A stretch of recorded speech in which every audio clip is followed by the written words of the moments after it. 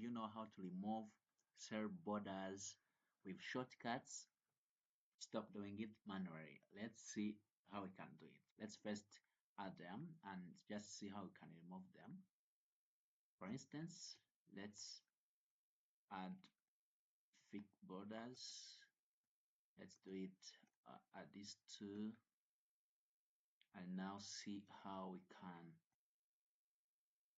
like you can see we have borders around these cells or around these column rows, if I would say. Now, how can you remove them without further ado?